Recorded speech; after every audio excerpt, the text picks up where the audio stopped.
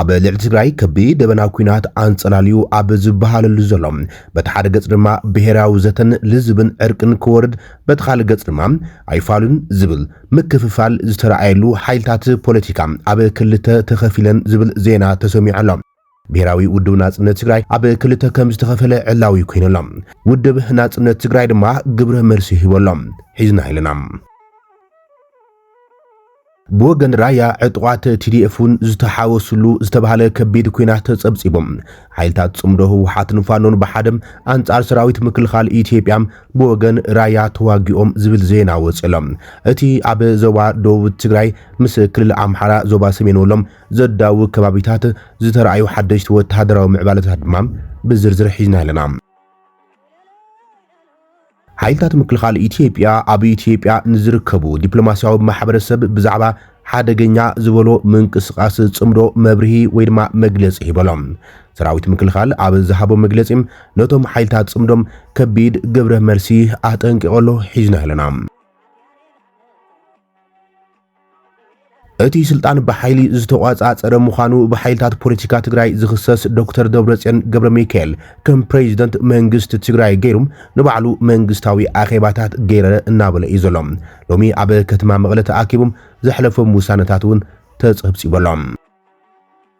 ዳግማይ ወተሃደራዊ ስጉምቲ ክጅመር ከም ዝኽእል ዜና ወጽሎም ፕሬዚደንት ኣሜሪካ ዶናልድ ትራምፕ ኣብ ልዕሊ ኢራን ሓዱሽ ዙርያ ወተሃደራዊ መጥቃዕትን ምካድ ኣብ ናይ መወዳእታ ምድላው ከም ዘሎ ተጸብጺቦም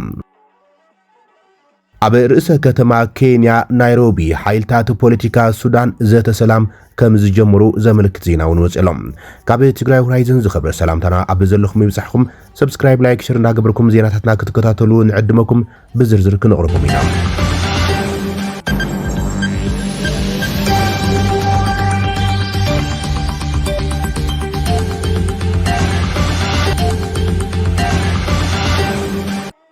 ብሄራዊ ውድብ ናጽነት ትግራይ ኣብ ክልተ ከም ዝተኸፈለ ዕላው ኮይኖም እቲ ንሙሉእ ነጻነት ሃገረ ትግራይ ብሕጊ ቦርድ መረጻ ኢትዮጵያ ተመዝጊቡ ዝቃለስ ዘሎ ብሄራዊ ውድብ ኣብ ወንበሩ ዶክተር ደጀን መዝገቦ ኮይኑ ኣብ ልዕሊ ህወሓት ዝመርሖ ብዕጥቂ ዝተሓገዘ ሓይላዊ ምቁጽጻር ስልጣን መንግስትነት ትግራይ ብትሪ እናኮነነ መጽኦም ጉጅለ ህወሓት ምስ ሻዕብያ ዝገብሮ ጽምደ ድማ ብትሪ እናነጸገ ይመጽኦም እዚ ድማ ዶክተር ደጀን መዝገቦ ዝመርሖ ሕጋዊ ኣፍልጦም ሃገራዊ ቦርድ መረጻ ኢትዮጵያ ዘሎ ውድቡናት ኣብ ትግራይ ናይ ሕዚ ጉጅለ ህወሓት ካብ ዝመርሖም ናይ ዕብለላን ብዕጥቂ ዝተሓገዘ ምቁጽጻር ስልጣን መንግስትነት ብትሪ ብምቋም ፖሊሲ 00 ኣብ ትግራይ ክትግበር ኣውጅ ጽኒሕዮም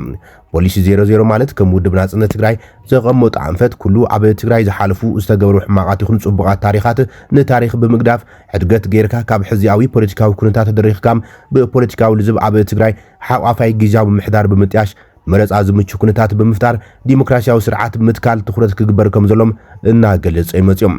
መራሒቱ ውድብ ዶክተር ደጀን መዝገቦም ነቲ ኣብ ትግራይ ምስ ሻዕብያ ተላፊኖም ኣብ ልዕሊ ኤርትራ ከጋጥም ዝኽእል ኩናት ወይ ሓደጋ ንምክልኻል ትግራይ ድፋዕ ጥፍኣት ክትኸውን ክተዓኑ ህዝባ ክጠፍእ ዝገብር ሓደገኛ ምንቅስቃሲ ብምባል ብትሪ እናተቃወሙ ብምጻም ህወሓት ናብ ብሄራዊ ልዝብ ክቐርብ ከም ዘለዎ እናጸውዕ መጽኦም እንተኾነ ግና ውድብ ናጽነት ትግራይ እቲ ሕጋዊ ኣቦ ወንበሩም ኣብ ትሕቲ ኮራርምቲ ህወሓትን መላፍንቲ ሻዕብያን ይኣትዮም በዚ ድማ እታ መስዋዕቲ ንኡስ ውላዱ ኣብ ዝኸፈለላ ዓዱ ትግራይ ከይነብር ናይ ህልውና ሓደጋ ኣጋጢሞም ብሻዕብያ ግሉጽ ዝኾነ ሓደጋ ቅንጸላታት ኣንጸላልዮ ንክወጽም ከም ዝተገደደ እዩ ዝገልጽ ኣብቲ ውድብ ውሽጢ ንዝሓለፉ ሓደ ዓመት ጸንሐ ውሽጣዊ ክፍል ከም ዘሎም ዘርኢ ላዕለዎት ኣመራርሓት ውድብ ዝበሃሉም ሰባት ኣብ ከተማ መቐለ ኮይኖም ንኩሎም ንጥፈታት ህወሓት ብምድጋፍ ኣንጻር መሪሕነት ውድቦም ኣብ ሚድያት እንትዛረቡም ተሰሚዖም እዮም እኖ ድማ ሎሚ እቲ ምፍንጫል ውድባት ፖለቲካ ትግራይ ኣብ ውናትን ኣጋጢሙ ከም ዝተኸፈሉ ዘርኢ ዜና ተሰሚዖሎም እቶም ኣካል ኣመራርሓ ውድቡናት ምዃኖም ዝገልጹ በዓል ዶክተር አቤል ገብረመድህንን ዶክተር ገብረመድህን ሮምሃን ዝርከቦም ጉጅሎም ነቲ መራሒ ውድቡናት ማለት እውን ኣቦ ወንበርን ምክትል ኣቦ ወንበርን ናብ ብልጽግና ዝተጸምበሩ እዮም ብምባል ተቐባልነት ከም ዘይብሉ ነቲ ውድብ ከም ዘይውክልዎን ገሊጾም ኣሎም እቶም ብወግዒ ካብቲ መሪሕነት ሕጋዊ ወረቐት ኣፍልጦ ቦርድ መረጻ ኢትዮጵያ ዝሓዙን በዓል ዶክተር ደጀን መዝገቦ ምንጻሎም ዝኣወጁም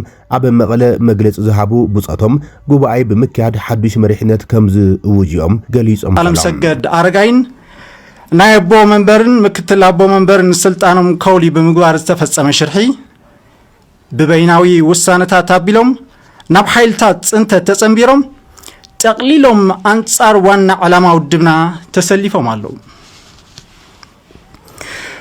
أب لعلي تجراي سنتت زفتسما منكس إثيوبيا أب لعلي حزب تجراي داقم نحيل سقم تخسر بترقاقم بعل الصوان من لعلي داقم سنتتاو كنات كوينو زسرح زلو نايتقوم بوليتيكاون حيلتات متخابز خونا منقصات دليت لوطي كان ودب ناصنت أكالو خمزي كلنا بحملة كلتشان عسر شوعاتنا قطاز راقز بقولوا كونينا يمن بارنا يذكر كويني قنا وتوم ما بلعلي استتغسوا مرارحة ودبنا مس أنصار قال سنات زخونو عطقون بوليتيكا ودابتاتن تسليفهم بحبو بشن ودبنا بيدو اننا مستين بلصقنا زقلقل من قصاص دليت لوطي يكسرحو صني حميو هذا دما بعلي أنصار ناصنت تግራይ ዝቃለሱ عطو ሲቪልን ፖለቲካ ውዳበታትን ዝሐቆፈ ቤት ምኽርን ሰላም ለውጥን ብሽን ውድብና ተጸምቢሮም አለው እዙይ ነቶም ምስ ብልጽግና ዝተሰለፉ በታሪኽ ዘፈንፍን ካብሕልና ዘይሕከኽ ነውሪ ዝሰርሑ ዘለው ውልቀ ሰባት ዳእምበር ውድብና ከም ውድብ ናጽነት ከም ቀደሞ ኃይል ናጽነት እምበር ኃይል ጽንተት ከም ዘይኮነ ከነረጋገጽ እንፈቱ ውድብና ናጽነት بحقي استفلت سلماوي تقلاساي ودب كوينو نحلو ازوم استتقسو اكلات مسعطوات ودابه بمحبارم ودبنا انا بحادقا حقاوي قبلنت اتيوميو ازوم مس قدام حيلتات زي تمساطرو ابو منبرن مكتلن نتي زمرصوم بغباي استوكل بيت مخرن ناصنت تصوعتي كخونون ايكالو بمسرت عنقص 31 نص عنقص حدا بيت مخرن ناصنت كاب غباي قصيلو زلعل سلطان نايت ودب زلو مخاني فلط كما بالات مريحنت بيت مخرن ناصنت سر اخباو اب عمد كل تغزي تاكيبو غداي ودب كزتن وسانتات كحلفن كم زلو دنبنا يدنقق يخوننبر سر اخبا بيت مخرن ناصنت نخغبر زتغبر صعري كيسمر بمغوار أخبا بيت مخري ودب ناصنت عامد حليف وي بتوسخي بمسرت عنقص 18 نص عنقص 3 غباي ببي كلتا عامتو ككير كمزلو يدنقق بانصارغنا غباي ودب ناصنت ون مغابيت كلتاشن 18 اقوزاز راغز غزي زحلفو خوبن كلو غباي المغبار زغبرنا يستناو حصاري كاب حق وصاي بزخنه الوتاوي غبر ملسي توهيب ولو بدمر كران كلو ودبنا ودب ناصنت تግራይ بسنكي علامه زخلصون نحيلي صنتت بلصقنا ايدوم زحبو ابو منبرن مكتلن نابقلولاو زاتو انتخون ازي المفتاح بحقا وغابا مس زملكتو اكال بورد مرص حويسو كنسرح صنيحنا هنا نايزوي ما قصلتا نحنا كما مرارحا بيت مخري ناصنت نابتو زوكلنان زلعل سلطان تودب زحزن غزو دما زحلفو غباين خكايد وسينا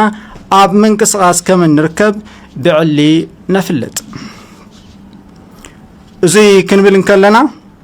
انصار وانا علمانان مسعطقات تلافينهم زسرحو نبهراو حلاونا حدغاب زخونو دنبص انتس تصنبرو اكلات نتي زغلغلو زلو سرعات بلصقنا نبر نودب ناصنت زي وكلو مخانم بتري نفلت مصوا አቡምበር ውድብ ናጽነት ትግራይ ዝኾነ ዶክተር ደጀን መዝገቦ ድማ ላንዳ ሪፖርት ኣብዝሃቡ ሓዱሽ ግብረ መልሲም እቶም መቐለ ኮይኖም መግለጽ ዝሃቡ ብዛዕባ ውድብ ዝበልዎም ኩሉ ነጽግዎም ውግኖም ምስቲ ስልጣን በሓይሊ ተቆጻጺሩ ንትግራይ ናብ ካልእ ዕናዊ ኩናት ክሽምማም ዝንቀሳቐስ ዘሎ ዘይሕጋዊ ጉጅለ ህወሓት ዝገበሩ እዮም ብምባል ኣትሪሩ ተቃይሞም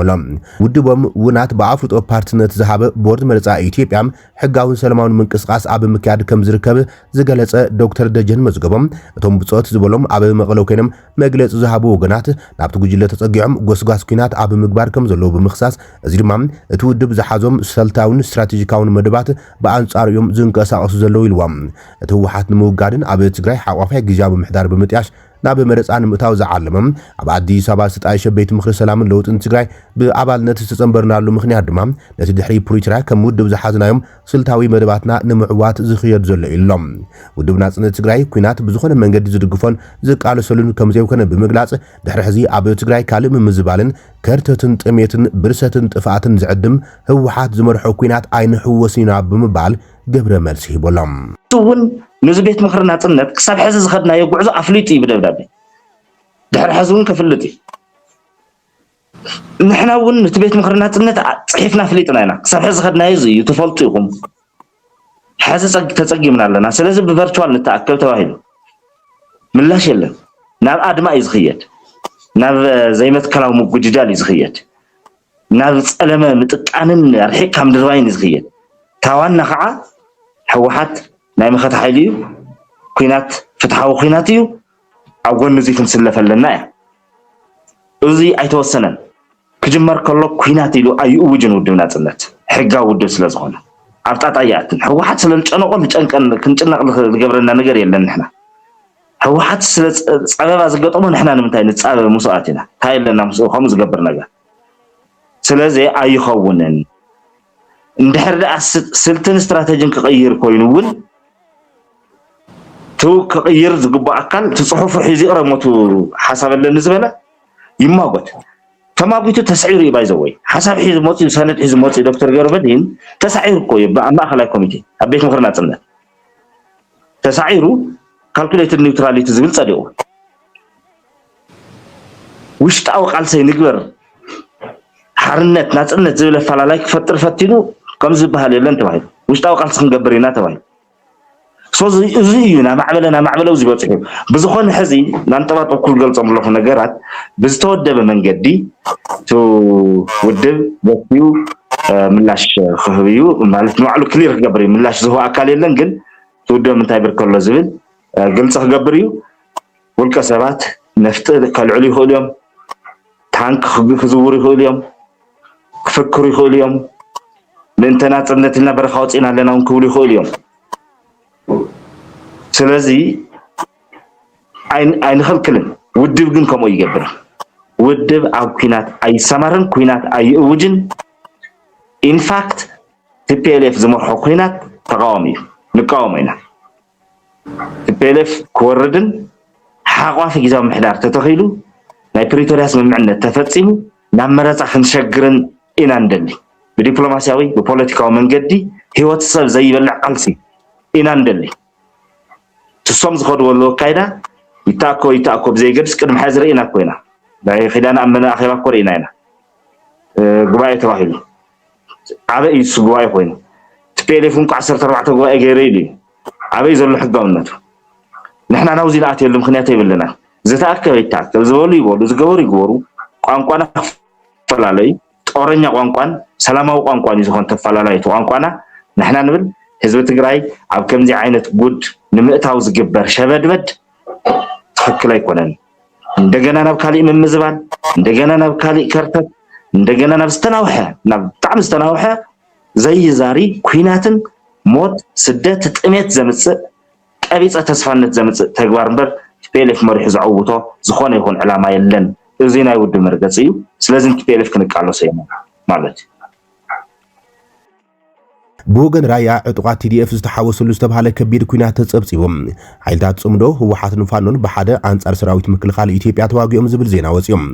ኣብ ዞባ ሰሜን ወሎ ግንባር ራያ ቆቦ ኣብ መንጎ ዕጡቃት ፋኖን መንግስትን ብነፈርትን ከቢድ ብረትን ዝተሓገዘም ሓያል ውግእ ከም ዝተኻይደ ተሓቢሩሎም እቲ ኩናት 17 ግንቦት 2018 ዓመተ ምህረት ሰዓት 10 ናይ ለይቲም ብድሮንን ከበድቲ ኣጽዋራትን ተዓጅበን ዝተኻይደ ከም ዝኾነን ከቢድ ሰብኣውን ንዋታኑ ኪሳራ ኣብ ልዕሊ ፋኖ ከም ዝበጽሕም ተገሊጹ ዘሎ ንጉጅለ ዕጡቕ ፋኖ ቅርበ ዘለዎም ፍልፍላት ዜና ድማ ኣብ ልዕሊ ሰራዊት ምክልኻል ከቢድ ዓወት ሓፊስና እናበሉ እዮም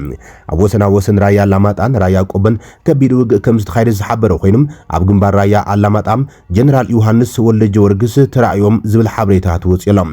መረዋ ኣብ ዝተባለ ከባቢ ብዝተፈጸመ መጥቃዕት ድሮን ብርክት ዝበሉ ሰላማውያን ሰባት ከም ዝተቆተሉ ድማ ኢትዮኒውስ ገሊጻላ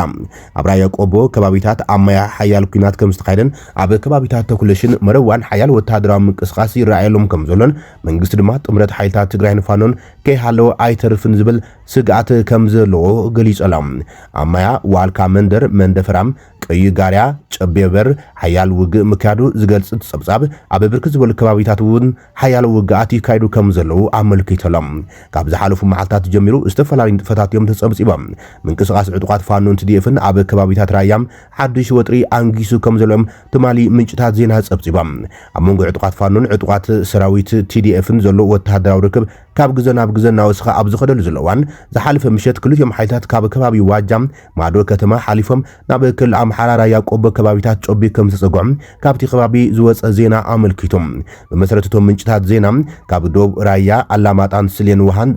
ዘውብል መንደር ጀሚሩም ሓድሽ ቅኝ ኣራንጎሞም ገዳ ቀበሌም ጃሮታ ዋልካ መንደር ጨለቆት ኩቢ ቆረንሳም ቢጭሮ ባይባዋ ክሳብ ጆሞዶ ማርያም ጸግዕ ሰፊሕ ዝኾኑም ናይ ሓይልታት ምጽግጋዕን ወተሃደራዊ ንጥፈታትን ከም ዝረአ ኣመልኪቶም እዚ ወተሃደራዊ ምንቅስቃስ ብዝኸረረሉ ዘሎም ማእኸላይ መስመር ማለት እውን ኣብ ማዶ ከተማን ዋልካ መንደርን ነበርቲ ዓዶም ገዲፎም ክወፁ ብዕጡቃት ፋኖም ትእዛዝ ከም ዝተሃቦም እቶም ፍልፍላት ዜና ኣመልኪቶም ገዛኹም ዓጺኹም ውፁ ዝብል ትእዛዝ ዝበጽሖም ነበርቲ ኣባይቶም ብምዕጻው ጥሪቶም ብምስጓጉን ናብ ጥሙጋ ከባቢታት ይስደዱ ከም ዘለው ተፈሊጦሎም ገሊኦም ናይቲ ከባቢ ዕጡቃትን ነበርቲ ኣብ ዘመሓላልፎ መልእኽቲ እዛ ሰሙን እዚኣ ወሳኒት ምዃና ብምግላጽ እዚኣ ሰሙን ወይ ንሕና ነጥፎም ወይ ንሳቶም የጥፉና ዝብል ናይ ስነልቦና ኩናት ወረታት ይነዝሑ ከም ዘለው እቶም ምንጭታት ዜና ሓቢሮም ኣብ መረዋ ዝነበረ ናይ ድሮን ምንቅስቃስን ናይ ፋኖ ክልተ ዕማማትን ዝምልከቱን ዝተቐስቶም ምንጭታት ዜና ካብ ዝሓለፈ ጉንበት 12 ጀሚሮም ኣብ ራያ ኣላማጣ መረዋ ልዕሊ 700 ዝኾኖም ኣባላት ዕጡቃት ፋኖ ከሺፋቶም ኢሎም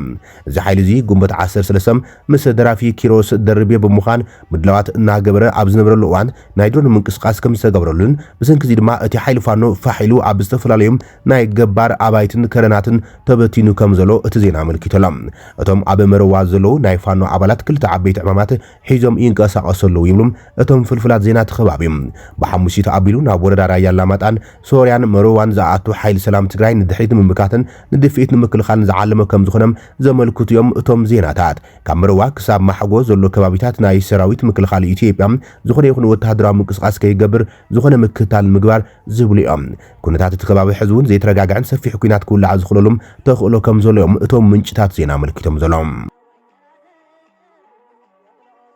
ሓይልታት ምክልኻል ኢትዮጵያ ኣብ ኢትዮጵያን ዝርከቡ ዲፕሎማስያዊ ማሕበረሰባት ብዛዕባ ምንቅስቃስ ጽምዶ ህወሓትን ሻዕብያን መግለጺ ሂቦም ሓይልታት ምክልኻል ኢትዮጵያ ጽምዶ ብዝብል ምንቅስቃስ ኣብ ልዕሊ ላዕላውነት ኢትዮጵያ ሓደጋ እንተልይዎ ዝወስድዎ ስጉምታት ኣብቲ ሃገርን ዝርከቡ ዲፕሎማስያዊ ማሕበረሰባት ኣፍሊጦም ዳይሬክተር ጉዳያት ወጻኢን ዝምድናታትን ወተሃደራዊ ምትሕባር ሰራዊት ምክልኻል ነዚ ምንቅስቃስ ዘካይድ ዘሎም ጉጅለታት ናብ ተግባር ክነኣቱ ኢና ብዝብል ሓደገኛ ምንቅስቃስ ከም ዝኾነ ጠንቂቖሎም ዳይሬክተር ሜጀር ጀነራል ተሾመ ገመቹም ዝሓለፈ ዓርቢ ጉንበት 2018 በሃገራዊ ቴሌቪዥን ኢትዮጵያ ኣብ ዝተፈነወ ቃል ምሕትቱም ነዚ ኣፍሊጦሎም ሙሉእ እቲ ንኣሳት 21 ደቂቕ ዝወሰደ ቃል ምሕትት ኣብቲ ጽምዶ ዝተባሃለ ምንቅስቃስ ሻዕብያ ተላኣኽቱ ህወሓትን ጉጅለ ዕጡቕፋኖን ዘተኮረ ምዃኑ የመልኪቶም ቃል ምሕትት ሜጀር ጀነራል ተሾመ እዚ ዝኾነሉ ምኽንያት ዝተፈላለዩ ኢትዮጵያውያን ተጻባእቲ ሓይልታት ከምኡን ሱዳናውያን ኤርትራውያን ተባሂሎም ዝተፈላለዩ ውልቀ ሰባት ኣብ ሱዳን ከተማ ፖርት ሱዳን ኣኼባ ከካይዱም ዘርኢ ቪድዮ ድሕሪ መዝርግሖም ድሕሪ ሒደት መዓልታት እዮም እቲ ነቲ ፍጻመ ዘርኢ ቪድዮ ምስ መንግስቲ ኤርትራ ምትእስሳር ዘሎም ሄድሞና ቲቪ ኣብ ዝተባሃለ ናይ ዩቲዩብ ቻነል ተዘርጊሖም ቅድሚ ሕዚ ጽምዶ ዝብል ቃል ኣብ መንጎ መራሕቲ ህዝባዊ ወያነ ሓርነት ትግራይን ኤርትራን ዘሎ ዝምድናም ንምግላጽ ይጥቀሙሉ እዮም ነይሮም ክሳብ ሕዚ ክልቲኦም ወገናት ብደረጃ ኣመራርሓ ዝምድና ብዛዕባ ምጅማሮም ዝሃብዎ ግልጽ መብርሂ የለን ትማሊ ቃል ምሕቲ ዝሃበ ሜጀር ጀነራል ተሾመ ገመቹም ኣብ ቀረባ እዋን ዝተጀመረ መስርሕ ጽምዶ ዝበሃል ነገር ኣሎ ብምባል ብዛዕባ እንታይ ነቲ ጉዳይ ተሓቲቱ እዮም ነቲ ምንቅስቃስ ፀረ ላዕላውነት ኢትዮጵያ ክብል ዝገለጾም ሜጀር ጀነራል ተሾመም ኣብራኾም ኣብ ትሕቲ ኣርዑት ፈርዖን ዘእቶም ጉጅለታት ኢትዮጵያን ኣብ ተኸባቢ ዘለዉ ጉጅለታትን ከም ዝፈጠርዎ ሓቢሮሎም ንሻዕብያን ህወሓትን ሓይልታት ፋኖን ብምምልኻት ሰራዊት ምክልኻል ኣብ ኢትዮጵያ ዝሰፈሩ ኣባላት ማሕበረሰብ ኣታቸ ነዚ ጉዳይ ክፈልጥዎን ክርድእዎን ሰፊሕ ስራሕ ከም ዝተሰርሐ ኣፍሊጦም ብመሰረት ዳይሬክተር ርክባት ወጻኢን ወተሃደራዊ ምትሕባራትን ሓይልታት ምክልኻል እቲ ጀነራል ኣብቲ ሃገር ንተሓባበርቲ ብዛዕባ ኩነታት ምሕባር ኣድላዩ ነይሩ ምክንያቱም ንኣምባሳደረቶም ናይ ግንባር ህዝብን ኣካላትን ስለ ዝኾኑ ኢሉ ገሊጾም ብተወሳኺ እዚ ሓሳብ ጽባሕና ብመሬት ንውሰዶ ዝብል ኣካል እንተልዮም እቲ መልሲ ድሮ ምስ ዲፕሎማስያዊ ማሕበረሰብ ዝተዘተየሉ ጉዳይ ክኸውን ኢሎም ጽባሕ ምዝ ሓሳብ ዝተኣሳሰር ዓብይ ተግባርን ተተበጊሶም ፍቃድ ማንም ምሕታት እውን ኣየድልናን ፈተውትናን መሳርሕትናን ወጻእተኛታትን ነዚ ሓሳብ ክርድእዎ ግቡእ ይክብል የብሪሆም ሜጀር ጀነራል ተሾመ ወሲኹም ሚኒስትር ጉዳያት ወጻኢ እውን ኣብዚ ጉዳይ እዚ ከምኡ ክገብር ዝብል እምነት አለን ኢሎም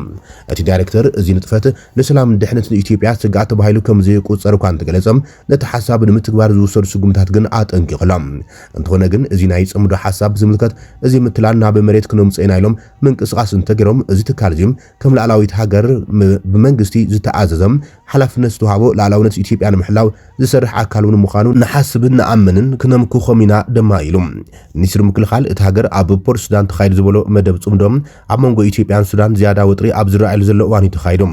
ኣብ ዝሓለፈ ወርሒ ማይዛ ብጀነራል ዓብዱልፈታሕ አልቡርሃን ዝምራሕ ሰራዊት ሱዳን ካብ ኢትዮጵያ ዝተበገሳ ሰብዓ አልቦ ነፈርቲም ሕብራት ኢሚሬትስ ዓረብ ኣብ ግዛኣቱ መጥቃዕቲ ይፍጽም ኣለዋ ክብል ከሲሱ ነይሮም ነቲ ክሲ መሰረት አልቦ ብምባል ዝነጸጎ መንግስቲ ኢትዮጵያ ሱዳን ማእኸል ዝተፈላለዩ ፀረ ኢትዮጵያን ሓይልታት ኮይና ተገልግል ከም ዘላ እዩ ምላሽ ይብሎም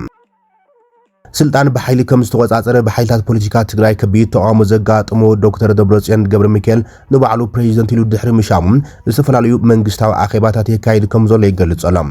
እቲ ብዶክተር ደብረጽዮን ዝምራሕ ቤት ምክሪ ፈጻም ስራሕ ብሔራዊ ክልላዊ መንግስቲ ትግራይ ብዝብል ሽም ዝጽውዕ አካል ኣብ መጓዓዝያ ህዝቢ ዘጋጥም ዘሎ ዝበሎም ጸገማት ንምቅላል ብኤሌክትሪክ ዝሰርሓ ተሽከርከርትን ካብ ናብን ኣገልግሎት ክባም ሰራሕተኛታት መንግስቲ ድማ ብዝተማእኸለ ኢንተርፕራይዝ ኣገልግሎት ትራንስፖርት ክረኽቡ ወሲኑ ኣሎ ይብል እቲ ቤት ምክሪም ኣብ ዘካየደ አኼባ ኣብ ዝሓለፈ ኣንፈት ኣቕሚጥሎም ካብ ዝነበሩ ኣጀንዳት ሓደም መንግስቲ ኢትዮጵያ ኣብ ልዕሊ ትግራይ ዘንበሮም ክልከላ ነዳዲ ስዒቡ ኣብ መጓዓዝያ ህዝቢ ዝተፈጥረ ጸገም ንምቅላል ከመጡ ኣብ ዝግብኦም መፍትሒ ኣንፈታት ብምዝታይ ብኤሌክትሪክ ዝሰርሓ ተሽከርከርቲ ኣብ ትግራይ ካብ ናብን ኣገልግሎት ክባን ነዚ መፈጸም ዝኸውን ዝርዝር መምርሒ ክዳሎን ወሲኑ ኣሎ ኢሎም ካብዚ ብተወሳኺ ሰራሕተኛታት መንግስቲ ካብ ናብን ስርሖም ዘጋጥሞም ዘሎ ጸገም መጓዓዝያ ንምፍታሕ ብኢንተርፕራይዝ ትራንስፖርት ማእኺሎም ኣገልግሎት ክረኽቡ ብምግባር ቢሮ ሲቪል ሰርቪስ ምዝምልከቶም ኣካላት ብምዃን ናብ ተግባር ክእትዉ ኣንፈት ወሃይብ ክብልም እቲ በኃይሊ ስልጣን ተቆጻጺሩ ተባሂሎም ዝተፈረጀን ናይ ሕጋውነት ቅልውላው ኣጋጢሞ ዘሎን ብህወሓት ዝምራሕ ስልጣን ዝተቆጻጸረ ጉጅለ ብቤት ጽሕፈት ፕሬዚደንት ኣቢሉ ሓቢሩ ዘሎም ምምሕዳር ዶናልድ ትራምፕ ኣብ ልዕሊ ኢራን ሓዱሽ ዙርያ ወተሃደራዊ መጥቃዕቲ ምክያድ ይሸባሸብ ከም ዘሎ ነዚ ጉዳይ ኣፍልጦ ዘሎ ምንጭታት ገሊጾም ይኹን እምበር ዲፕሎማስያዊ ጻዕርታት ገና ይቕጽሉ ከም ዘሎም ክሳብ ዓርቢ ድሕሪ ቀትሪ ድማ መጥቃዕቲ ምፍጻም ናይ መወዳእታ ውሳነ ኣይተዋሃበን ፕሬዚደንት ዶናልድ ትራምፕ ኣብ ማሕበራዊ መራኸቢታት ገጹ ኣብ ዘርግሑ መልእኽቲ ኣብ ሰሙን መወዳእታ ብሰንኪ ህጹጽ ጉዳያት መንግስቲ ኣብ መርዓ ወዱ ዶናልድ ትራምፕ ጁኒየር ክሳተፍ ከም ዘይከኣል ገሊጾም ፈለማ ንመዓልቲ ዝኽሪ ኣብ መወዳእታ ሰሙን ኣብ ኒው ጀርሲ ኣብ ዝርከብ መዘናግዒ ጎልፍ ክሕልፎ መደብ ከም ዝነበረን ካብ ሽዑ ጀሚሩ ግን ናብ ዋይት ሃውስ ከም ዝተመለሰ እዮም ሓያሎ ምንጭታት ከም ዝብሎም ገለ ኣባላት ማሕበረሰብ ወተሃደራውን ስልያውን ኣሜሪካ ሓዱሽ መጥቃዕቲ ክፍጸም ስለ ዝኽእል ንመዓልቲ ዝኽሪ ዕረፍቲ ዝሓንጸጽዎ መደብ ከም ዝሰረዝዎ ይሕብሩ ሰበስልጣንን ምክልኻልን ስልያን ዝርዝር ናይቶም ኣብ ወጻኢ ሃገራት ዓስኪሮም ዘለዉ ወተሃደራት ኣሜሪካ የዘምንዎ ኣሎም እዚ ድማ ነቲ ብኢራን ሕነ ምፍዳይ ክትፈጥሮ ዘጋጥማ ስጋኣት ምምላስ ቁጽሪ ሰራዊት ኣሜሪካ ኣብ ማእኸላይ ምብራቕ ንምንካይ ዝዓለመ ይብሎም ኣሜሪካን ኢራን ካብ መጀመርታ ወርሒ ሚያዝያ ጀሚረን ግዝያዊ ተኽሲ ደውናይ ምባል ስምምዕነት ከም ዝገበራ ዝፍለጥ ኮይኖም ነባሪ ስምምዕነት ንምብጻሕ ዝዓለመ ዘይቀታዊ ዝርባት ኣብ ምክያድን ጸኒሐን ወዓቢት ቃል ዋይት ሃውስ ኣና ኬሊ ንሲቢኤስ ኒውስ ኣብ ዝሃቦት ሓበሬታ ፕሬዚደንት ትራምፕ ቀይሕ መስመሩን ጽሩዩ ክትብል ገሊጻ ኢራን ፈጺማ ኒውክሌራዊ ኣጽዋር ኣይክህልዋን እያ ኢራን ዩራኒየም ፈጺማ ኣይክትህብ ትምንያ ብምባል ገሊጻቶም ንሱ ወሲኹ እቲ ፕሬዚደንት ኩሉ ግዜ ኩሉ ኣማራጭታት ክፉት ገይሩ ከም ጸንሐን ኢራን ኣብ ስምምዕነት እንተዘይበጺሓም ሰዓበይነቱ ከም ጠንቀቐን ገሊጻ እዚ ከም ዝልም ከሎ እስላማዊ ሓለዋ ሱራ ኢራን ዝሓለፈ ረቡዓ ጠንቂቑ ኮይኑ እቲ ሃገር ዳግማይ በኣሜሪካ ወይ ብእስራኤል መጥቃዕቲ ተበፂሕዋ እቲ ግጭት ኩኖ ማእኸላይ ምብራቕ ክዝርግሓን ማንም ክግምቶ ኣብ ዘይኽእሉ ቦታታት ክምለስ ከም ዘይኽእል ኣጠንቂቑ ዘሎ ኢራን ነቲ ንኣስታት 3 ኣዋርሒ ዝጸንሐ ኩናት ንምውጋድ ዘቕርቦት ዳሕራዋይ እማም ተሓስቦልያ ጸኒሓ እቲ ዝሓለፈ ረቡዕ ናብ ኢራን ዝተለኣኸ ሰነድ ድማ እንተተነጺጉ ወተሃደራዊ ስጉምታት ዳግማይ ከም ዝጅምር መጠንቀቕታት ተሰንዩ ከም ዝነበረ እቲ ጸብጻብ ይምልከት ፕሬዚደንት ትራምፕ ብዓርቢ ኢራን ስምምዕነት ክትገብር ኣዝያ ሃንቀውታ ኣላ እንታይ ከም ዝኸውን ሓቢርና ክንርኦ ኢና ክብል ገሊጾም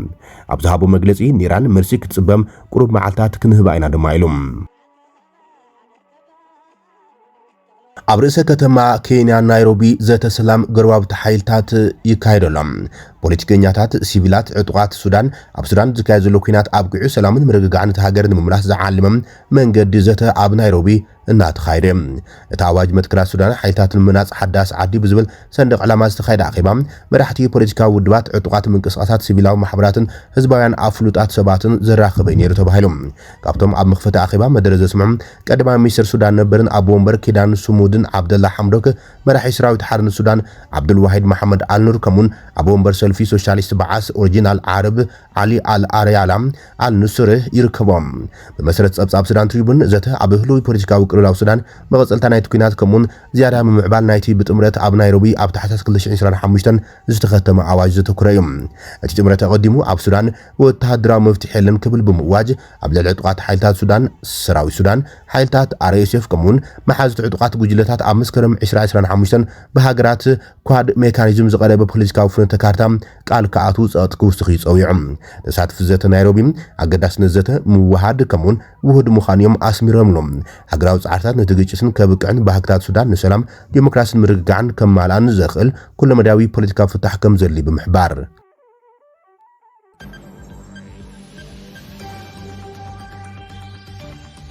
ክብራትን ፍትዋትን ተኸታተልቲ ዜናታትና ንይሰዓት ዝበልና ሓደሽቲ ምዕባለታትን እዋናዊ ዜናታትን ዛዚምና ንምክትታልኩም ንመስልን ሰላም